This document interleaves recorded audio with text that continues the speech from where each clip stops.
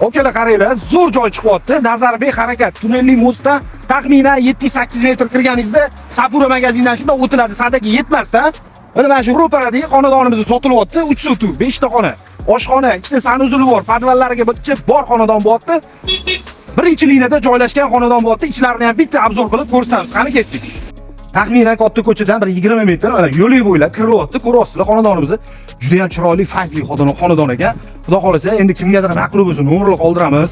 Aloqaga chiqinglar, kelib o'zingizlar bemalol egalari bilan talashib, tortishib savdosini qilsanglar bo'ladi. Narxi $148,000 startviy narx so'ralyapti. O'zingizlar kelib, batafsil ma'lumotlarga ega bo'lib, egalari bilan talashib, tortishib, xudo xolasa inshaalloh chiroyli narxlarda barakasini qilsanglar bo'ladi. Hovlini ko'ryapsizlar, juda ham fayzli, burchatkalargacha qilib qo'yilgan zeleniy zona bor.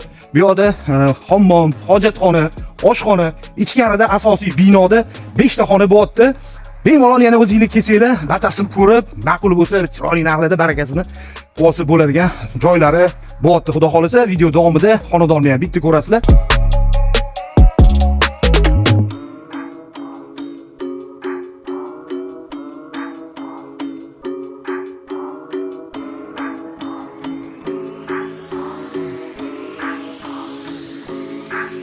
Ma'lumot o'rnida aytaman, bu mahallada maktab, masjid, bog'chalardan, poliklinikadan muammo yo'q. Aloqaga chiqurasizlar, chiroyli narxlarda inshaalloh barakasini qilsa bo'ladi.